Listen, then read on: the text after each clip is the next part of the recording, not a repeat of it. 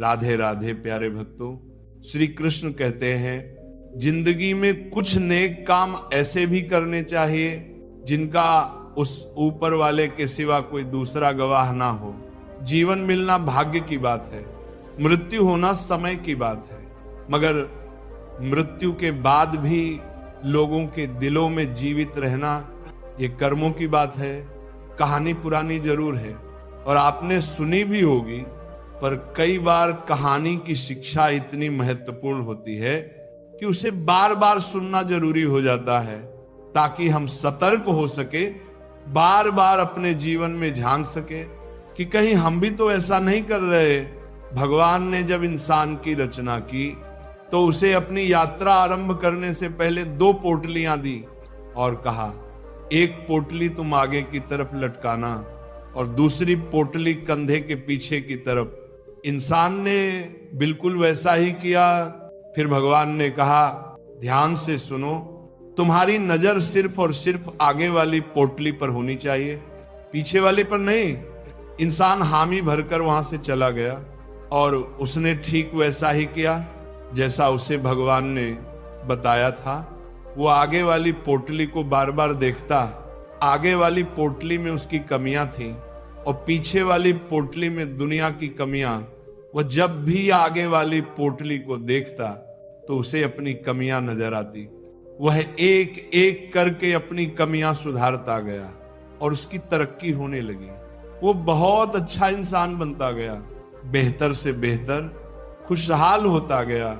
उसने कभी भी पीछे वाली पोटली पर नजर तक नहीं डाली। एक बार वह तालाब के किनारे नहाने के लिए रुका, उसने दोनों पोटलियां तालाब के किनारे छोड़ दी। नहाकर जब वो बाहर आया तो उसे समझ ही नहीं आया कौन सी पोटली आगे वाली थी और कौन सी पीछे वाली, क्योंकि दोनों बिल्कुल एक जैसी थी। अब गड़बड़ ये हुई कि उसने पीछे वाली पोटली आगे टांग ली और आगे वाली पीछे। अब उसे पूरी दुनिया में कमियां ही कमियां नजर आने लगी। ये ठीक नहीं, वो ठीक नहीं। बच्चे निकम्मे हैं, पड़ोसी बेकार हैं, सरकार बेकार है, जहां देखो वहां कमियां। अब वो हर जगह कमियां ढूंढने लगा सिवाय खुद के, क्योंकि उसे भगवान की वो बात याद थी कि नजर सिर्फ आगे वाली पोटली पर रखना। अब बेचारे का बहुत बुरा परिणाम होने लगा, वह पतन की तरफ बढ़ने लगा। नकारात्मकता ने उसे घेर लिया, हर इंसान उसे बुरा लगने लगा, उसकी दुनिया नरक बनने लगी। अब उसे समझ नहीं आ रहा था कि आखिर चक्कर क्या है। वह वापस भगवान के पास गया। भगवान ने उसे समझाया, जब तक तेरी नजर खुद की कमियों पर थी तू तरक्की कर रहा था, क्योंकि तू खुद को सुधार रहा था, और जैसे ही तूने दूसरों की कमियां देखनी शुरू कर दी वैसे ही तेरा पतन आरंभ हो गया। दोस्तों, यही हकीकत है। जब जब हम अपनी उंगलियां दूसरों पर उठाएंगे तब तब हम केवल और केवल अपना ही नुकसान करेंगे, हम किसी को भी नहीं सुधार सकते। आध्यात्मिकता की नजर से देखें तो हर कोई अपनी यात्रा पर है। हम खुद की कमियां सुधार लें, खुद को बेहतर बना लें, रोज खुद को पिछले दिन से बेहतर बना लें, यही जरूरी है। किसी ने क्या खूब कहा है, झांक रहे हैं इधर उधर, सब अपने अंदर झांके कौन, ढूंढ रहे दुनिया में कमियां, अपने मन को ताके कौन, दुनिया सुधरे सब चिल्लाते, खुद को आज सुधारे कौन, पर उपदेश कुशल बहु तेरे, खुद पर आज चारे कौन। हम सुधरे तो जग सुधरेगा, ये सीधी बात विचारे कौन। श्री कृष्ण कहते हैं, सब्र कोई कमजोरी नहीं होती, बल्कि ये वो होती है जो सभी में नहीं होती। दुआएं कभी खाली नहीं जाती, बस सही वक्त पर कबूल होती है। मनुष्य अपने विश्वास से निर्मित होता है, जैसा वह विश्वास करता है वैसा ही वो बन जाता है। हर चीज की नकल की जा सकती है, लेकिन चरित्र और व्यवहार की नहीं। अपनी सोच को काबू में रखिए, क्योंकि आपकी सोच ही असलियत का रूप लेगी। अगर नीयत अच्छी हो तो नसीब कभी बुरा नहीं होता। दिमाग में विचारों की भीड़ जितनी कम होगी जिंदगी का सफर उतना ही आसान होगा। मन का झुकना भी बहुत जरूरी है। सिर्फ सर झुकाने से भगवान नहीं मिलते। अगर आप उन बातों और परिस्थितियों की वजह से चिंतित हो जाते हैं जो आपके नियंत्रण में नहीं है, तो इसका परिणाम समय की बर्बादी और भविष्य का पछतावा है। आप दुख पर ध्यान देंगे तो हमेशा दुखी रहेंगे। आप सुख पर ध्यान देंगे तो हमेशा सुखी रहेंगे, क्योंकि आप जिस पर ध्यान देते हैं वही चीज सक्रिय हो जाती है। श्रीमद् भागवत गीता में भगवान श्री कृष्ण कहते हैं कि जिस तरह प्रकाश की ज्योति अंधेरे में चमकती है, ठीक उसी प्रकार सत्य भी चमकता है। इसलिए मनुष्य को हमेशा सत्य की राह पर चलना चाहिए। मृत्यु एक अटल सत्य है जिसे कभी बदला नहीं जा सकता है। इस संसार का जब से निर्माण हुआ है तब से जन्म मृत्यु का चक्र चलता आ रहा है। कोई मनुष्य चाहे लाख चीजें जान ले, चाहे वो पूरे जगत को जान ले, लेकिन अगर वह स्वयं को नहीं जानता तो वो अज्ञानी है। कान्हा कहते हैं, अगर कोई आपको ठुकरा दे तो बुरा मत मानना, क्योंकि वो वास्तव में आपकी कीमत नहीं जानते। बुरा वक्त गुजर जाता है, बस उस ऊपर वाले को हमारा सब आजमाना होता है। चेहरे पर हमेशा मुस्कान का ये मतलब नहीं कि जीवन में संघर्ष नहीं, बस ऊपर वाले पर भरोसा ज्यादा है। जिंदगी में अगर कुछ बड़ा करना है तब दो चीजें हमेशा याद रखना कि जो खोया है उसका गम नहीं, जो पाया है वह भी किसी से कम नहीं। तबीयत से व्यक्ति जितना कमजोर नहीं होता, उससे ज्यादा वह नकारात्मक विचारों से थकता है। जिंदगी में हम कितने सही और कितने गलत हैं, यह सिर्फ दो ही शख्स जानते हैं, परमात्मा और अंतरात्मा। नकारात्मक विचारों को अपने मन में प्रवेश करने की अनुमति ना दो, क्योंकि यही वह एक चीज होती है जो हमारा आत्मविश्वास कम कर देती है। कामयाबी कुछ नहीं, बस एक नाकामयाब व्यक्ति के संघर्ष की कहानी होती है। आपके खिलाफ होने वाली बातों को खामोशी से सुन लीजिए। यकीन मानिए, वक्त उन्हें बेहतर जवाब देगा। जिसने अपने को वश में कर लिया है, उसकी जीत को देवता भी हार में नहीं बदल सकते। अगर लोग आपकी अच्छाई को आपकी कमजोरी समझते हैं तो ये उनकी समस्या है। आप आईना हो, आईना बने रहो। पूर्ण फिक्र वो करें जिनकी सूरत खराब है। श्रीमद् भगवत गीता में भगवान श्री कृष्ण कहते हैं कि हे अर्जुन, तुम्हारा क्या गया जो तुम रोते हो? तुम क्या लाए थे जो तुमने खो दिया? तुमने क्या पैदा किया था जो नष्ट हो गया? तुमने जो लिया यहीं से लिया, जो दिया यहीं पर दिया।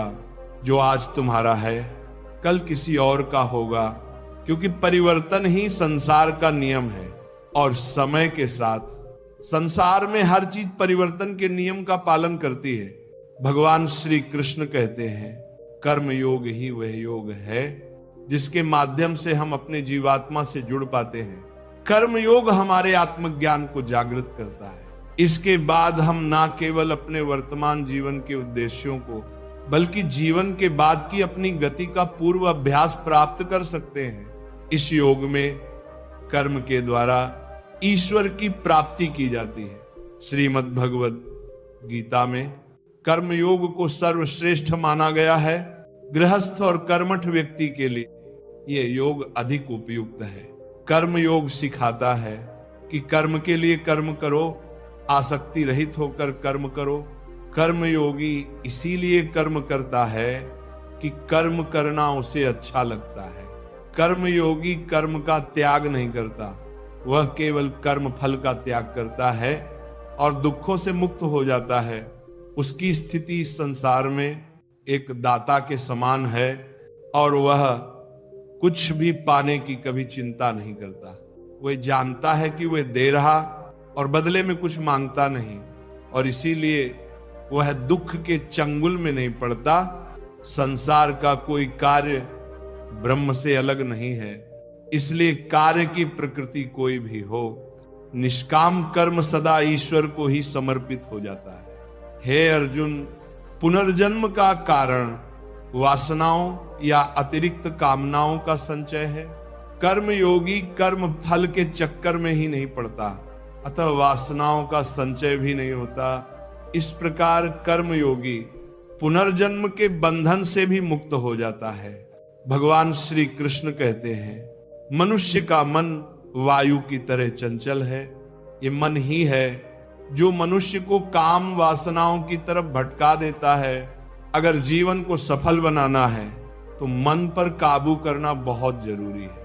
मन को वश में करने से दिमाग की शक्ति केंद्रित होती है, जिससे कार्यों में सफलता मिलने लगती है। गीता के अनुसार जिस व्यक्ति ने अपने मन पर काबू पा लिया, वह मन में पैदा होने वाली बेकार की चिंताओं और इच्छाओं से भी दूर रहता है, और साथ ही वह व्यक्ति अपने लक्ष्य को भी आसानी से प्राप्त कर लेता है। अगर मन को वश में नहीं करोगे तो वह तुम्हारा सबसे बड़ा शत्रु बन जाएगा। भगवान कहते हैं, जो मनुष्य सुख और दुख में शांत रहता है, जिसके राग भय और क्रोध नष्ट हो गए हैं, जो मनुष्य शुभ और अशुभ वस्तु को पाकर ना प्रसन्न होता है और ना द्वेष करता है, जिन्होंने अपनी इंद्रियों को वश में कर लिया, वह स्थिर बुद्धि वाला मनुष्य मुनि के समान है। ऐसा मनुष्य स्थिर चित्त और इंद्रियों को वश में करके ज्ञान द्वारा परमात्मा को प्राप्त करके हमेशा संतुष्ट रहता है। क्रोध मनुष्य को नरक की ओर ले जाने वाला द्वार है। क्रोध करने से व्यक्ति का मन अशांत हो जाता है और उसकी स्मरण शक्ति भ्रमित हो जाती है। स्मृति में विभ्रम होने से उसकी बुद्धि नष्ट हो जाती है और फिर व्यक्ति का पतन हो जाता है। भगवान श्री कृष्ण कहते हैं, मनुष्य को क्रोध करने से बचना चाहिए। कितना भी गुस्सा आए, स्वयं को शांत रखने का प्रयास करे। जिस प्रकार समुद्र की स्थिति अचल है, भारी से भारी आंधी तूफान आने पर या अनेक नदियों के जल प्रवाह उसमें प्रविष्ट होने पर भी वह अपनी स्थिति से विचलित नहीं होता, मर्यादा का त्याग नहीं करता। उसी प्रकार परमात्मा के स्वरूप में स्थित योगी की स्थिति भी सर्वथा अचल होती है। बड़े से बड़े सांसारिक सुखों दुखों का सहयोग वियोग होने पर भी उसकी स्थिति में जरा भी अंतर नहीं पड़ता। वह योगी परमात्मा में नित्य निरंतर अटल और एक रस स्थित रहता है। जो मनुष्य संपूर्ण कामनाओं को त्याग कर ममता रहित, अहंकार रहित और मोह रहित होकर विचरण करता है, वही मनुष्य शांति को प्राप्त कर पाता है। कान्हा कहते हैं, जो दर्द आज सह रहे हो, आगे चलकर वही तुम्हारी ताकत बनेगा। मुसीबत में अगर मदद मांगना हो तो सोचकर मांगना, क्योंकि मुसीबत थोड़ी देर के लिए ही होती है और एहसान जिंदगी भर का। तजुर्बे उम्र से नहीं बल्कि हालातों से आते हैं। जमाने में आए हो तो जीने का हुनर भी रखना। दुश्मन से कोई खतरा नहीं, बस अपनों पर नजर रखना। रात भर गहरी नींद आना इतना आसान नहीं, उसके लिए दिन भर ईमानदारी से जीना पड़ता है। अपनी कमियों को सिर्फ हम दूर कर सकते हैं और कोई नहीं। बाकी सब इनका फायदा उठाना जानते हैं। समय के पास इतना समय नहीं कि वो आपको दोबारा समय दे सके।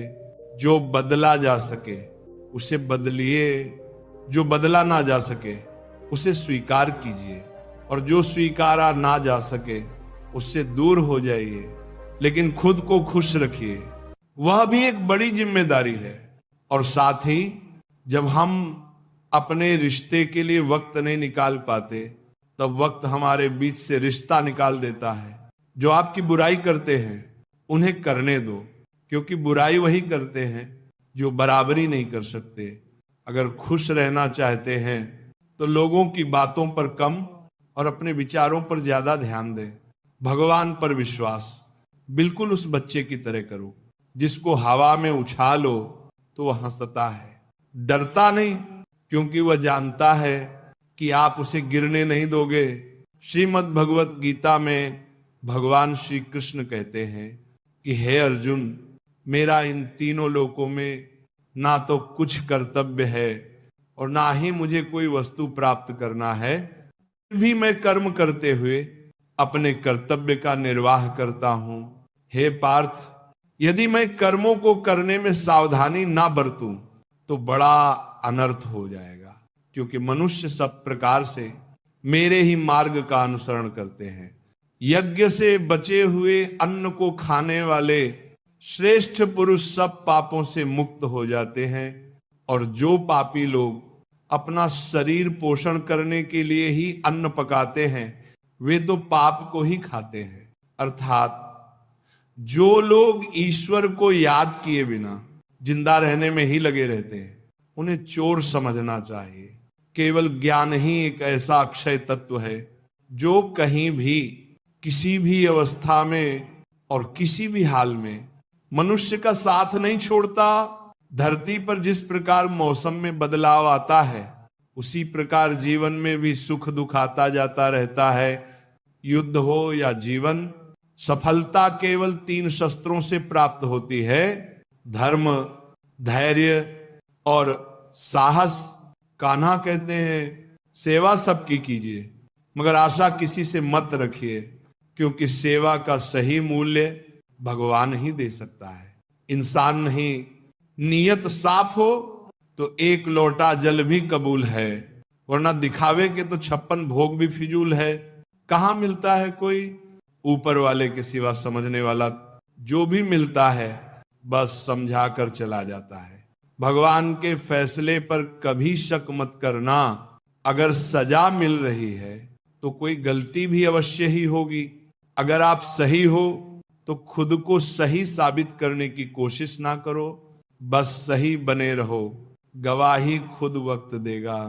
वहां बैठकर रोना बहुत सुकून देता है, जहां कृष्ण के सिवाय कोई और सुनने वाला ना हो। जितना इंतजार वो आपसे करवा रहा है, समय आने पर वो इतना देगा कि संभाल भी नहीं पाओगे। मित्रता आवश्यक है, संबंध भी आवश्यक है, परंतु जीवन की कठिन परिस्थिति ये दर्शाती है कि अकेले रहने की कला का आना भी आवश्यक है। जिंदगी में इतना सफर करने के बाद एक बात तो सीख ली है मैंने कि उस गली में कभी अपना कदम भी मत रखना जहां के लोग आपकी कदर नहीं करते। कदर करो उस इंसान की जो तुम्हारे सबसे ज्यादा नजदीक है। जो नजदीक भी नहीं आना चाहते उनका तो ख्याल करना भी छोड़ दो। उसे लौटना होगा तो लौट आएगा। कदर तो उसकी करो जिसे तुमसे दूर जाने में भय लगता है।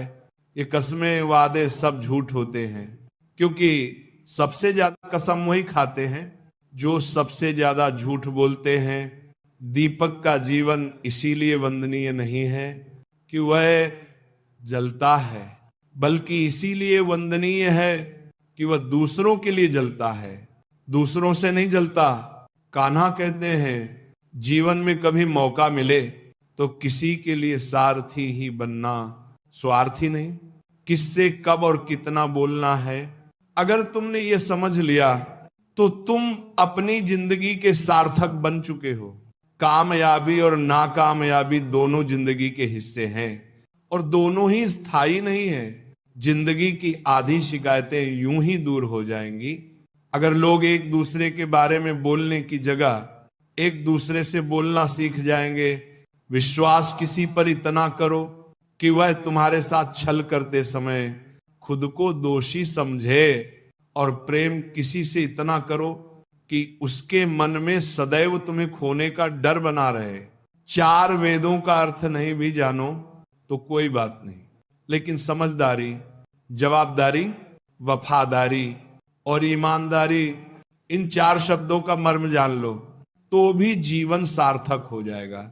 हे अर्जुन, जिस काल में तेरी बुद्धि मोह रूपी दलदल को भली भांति पार कर जाएगी, उस समय तू सुने हुए और सुनने में आने वाले इस लोक और परलोक संबंधी सभी भोगों से वैराग्य को प्राप्त हो जाएगा।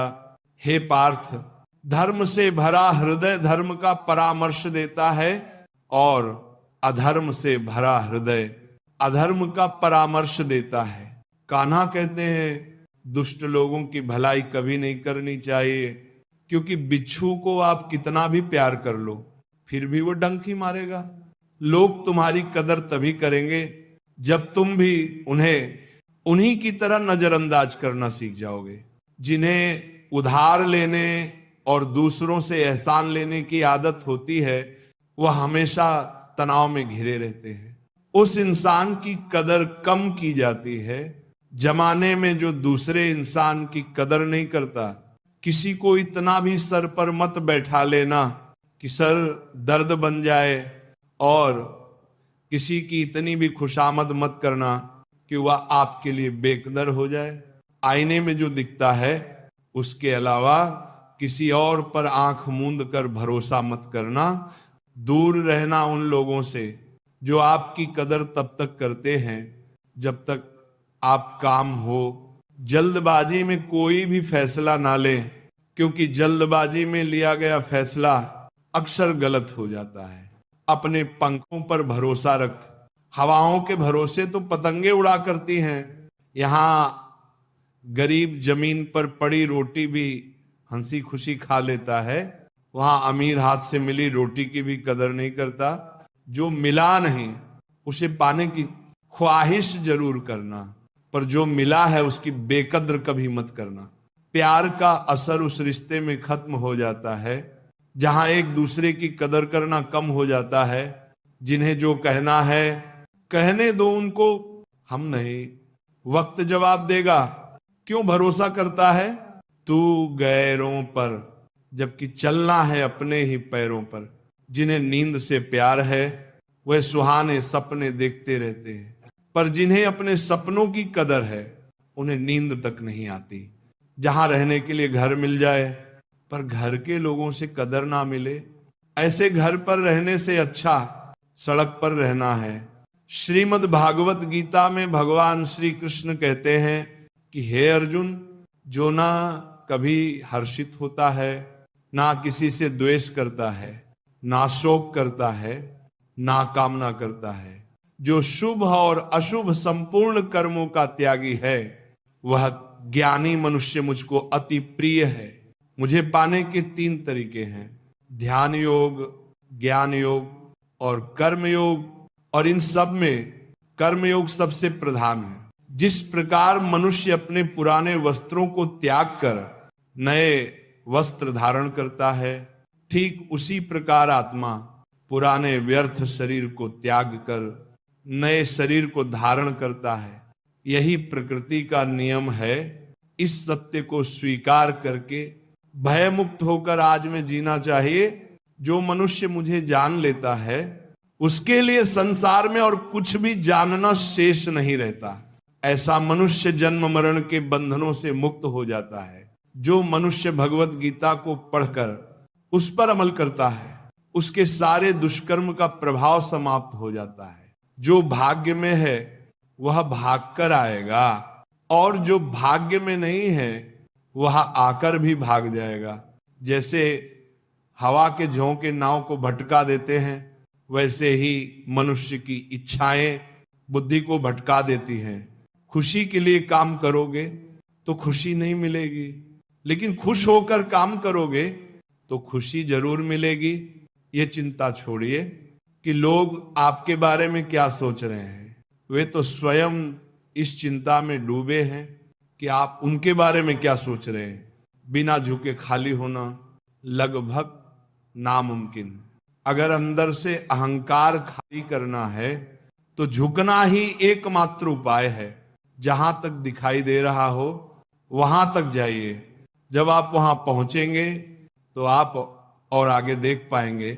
आंसुओं में वो खामोश दुआ है जो सिर्फ परमात्मा ही सुन सकता है। हम जो हैं उसके जिम्मेदार हम खुद हैं, और जो हम बनना चाहते हैं वो बनने की शक्ति हम अपने अंदर रखते हैं। जब कोई अपना अगला कदम पहचानने लगता है तब बड़े परिवर्तन का आरंभ हो जाता है। अगर आसमान वाले से आपके रिश्ते मजबूत हों तो जमीन वाले आपका कुछ नहीं बिगाड़ सकते।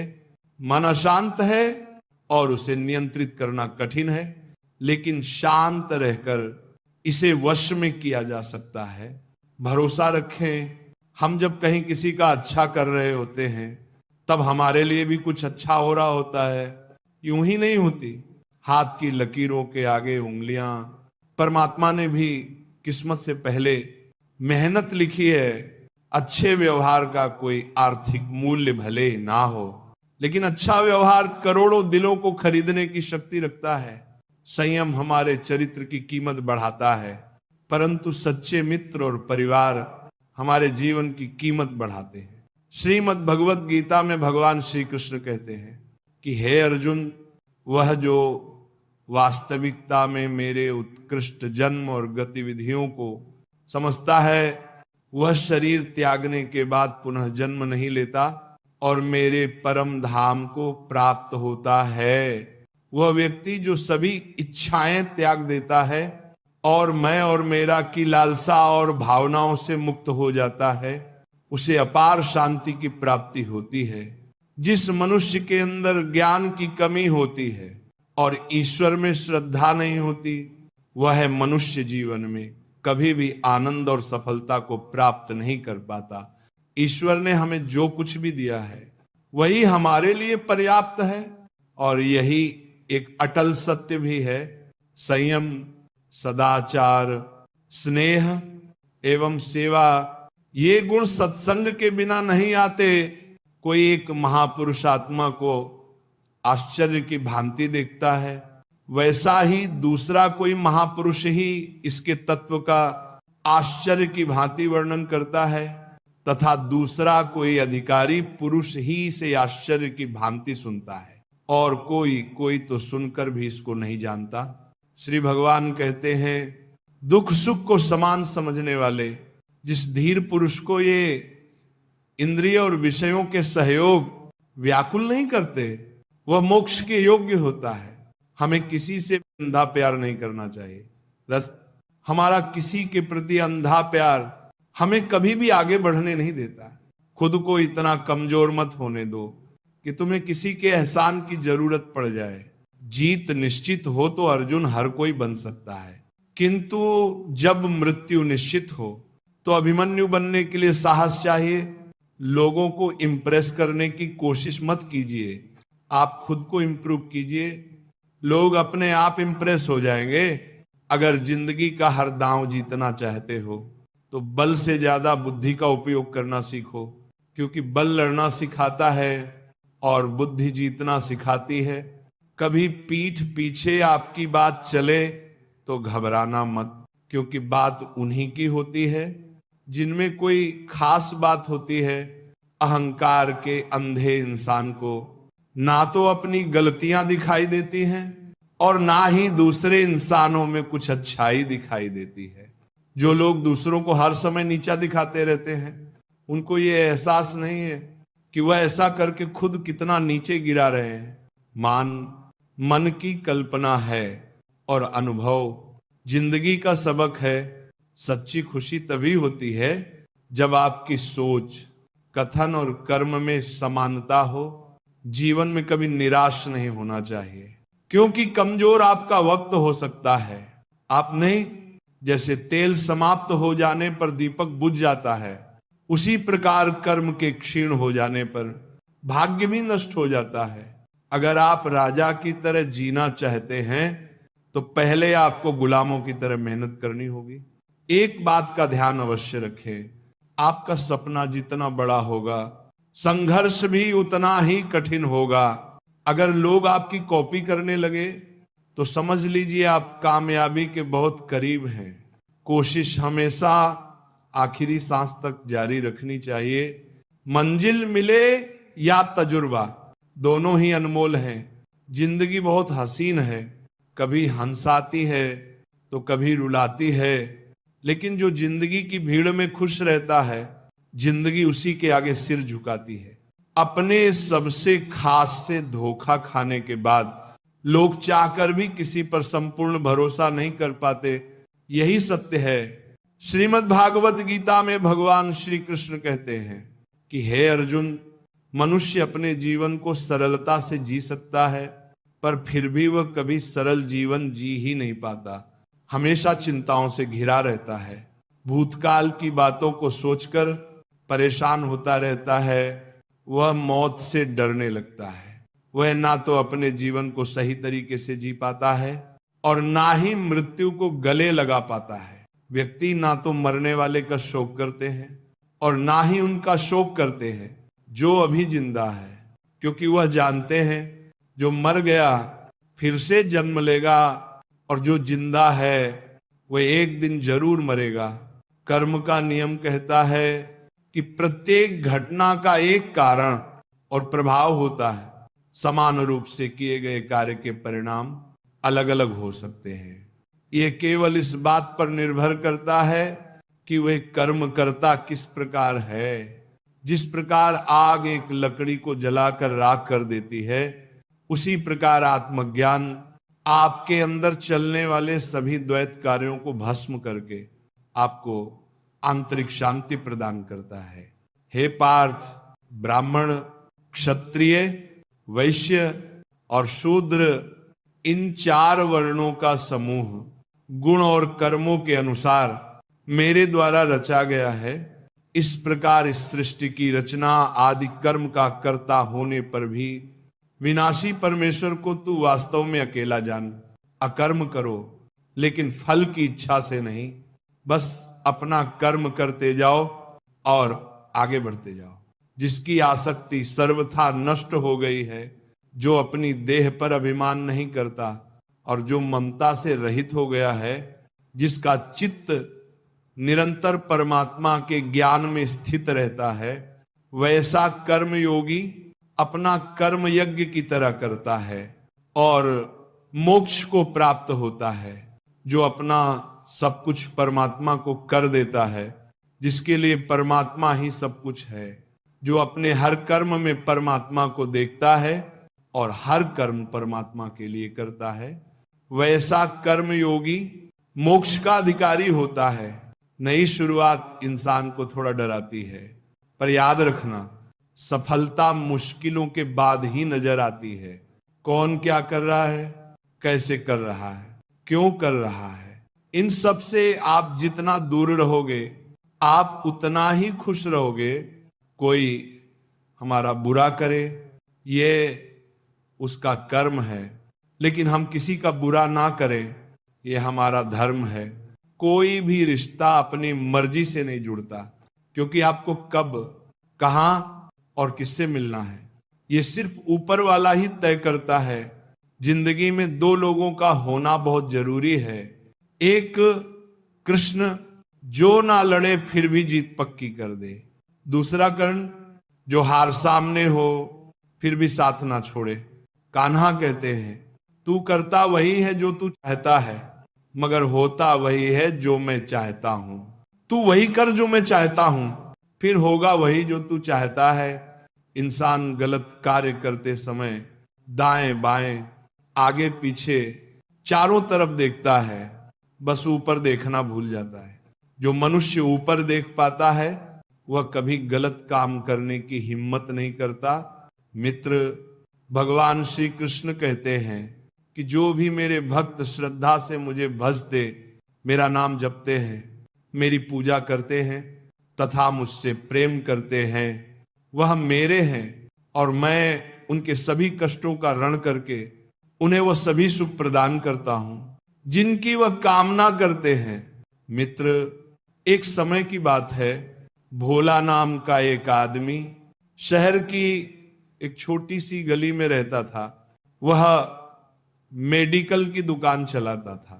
सारी दवाइयों की उसे अच्छी जानकारी थी, पूरी दुकान खुद संभालता था, इसलिए कौन सी दवा कहां रखी है उसे अच्छी तरह पता था। वह पूरी ईमानदारी से अपना काम करता था, ग्राहकों को सही दवा सही दाम पर देता था। सब कुछ अच्छा होने के बाद भी भोला नास्तिक था, भगवान में उसका जरा भी विश्वास नहीं था। वह पूरा दिन दुकान पर काम करता और शाम को परिवार तथा दोस्तों के साथ समय गुजारता था। उसे ताश खेलने का बहुत शौक था। जब भी समय मिलता दोस्तों के साथ ताश खेलने बैठ जाता था। एक दिन वह दुकान पर था, तभी कुछ दोस्त आए और तभी भारी बारिश भी शुरू हो गई। रात हो गई थी, लेकिन सभी बारिश थमने का इंतजार कर रहे थे। बिजली भी चली गई थी। बैठे बैठे क्या करें, सोचा मोमबत्ती की रोशनी में ताश ही खेल लेते हैं। सारे दोस्त दुकान में ताश खेलने बैठ गए। सभी ताश खेलने में मग्न थे। तभी एक बच्चा भागता हुआ आया। वह पूरी तरह भीग चुका था। उसने जेब से दवा की एक पर्ची निकाली और भोले से दवा मांगी। भोला खेल में मग्न था। उसने पहली बार में तो ध्यान ही नहीं दिया। तभी बच्चे ने जोर से आवाज देते हुए कहा, मेरी माँ बहुत बीमार है, सारी दवा की दुकानें बंद हो गई हैं, आप दवा देंगे तो मेरी माँ ठीक हो जाएंगी। भोला आधे अधूरे मन से उठा, पर्ची देखी और अंदाज से दवा की एक शीशी उठाकर उसे दे दी। पैसे काटकर बच्चे को लौटा दिए। बच्चा भागते हुए चला गया। तभी बारिश रुकी और भोले के दोस्त चले गए और भोला भी दुकान बंद करने लगा। तभी उसे ध्यान आया कि रोशनी कम होने के कारण उसने गलती से बच्चे को चूहे मारने वाली दवा की शीशी दे दी है। भोला के हाथ पांव फूल गए।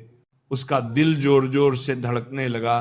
उसकी 10 साल की नेकी पर मानो जैसे ग्रहण लग गया। उस बच्चे के बारे में सोचकर वह घबराने लगा। सोचा, यदि वह दवाई उसने अपनी बीमार मां को दे दी तो वह अवश्य मर जाएगी। बच्चा भी बहुत छोटा होने के कारण उस दवाई को तो पढ़ना भी नहीं जानता होगा। एक पल वह अपनी इस भूल को कोसने लगा और ताश खेलने की अपनी आदत को छोड़ने का निश्चय कर लिया। पर यह बात तो बाद में देखी जाएगी। अब क्या किया जाए? उस बच्चे का पता ठिकाना भी तो वो नहीं जानता। कैसे उसकी बीमार मां को बचाया जाए? सच में कितना विश्वास था उस बच्चे की आंखों में। भोला को कुछ सूझ नहीं रहा था। घर जाने की उसकी इच्छा मर गई।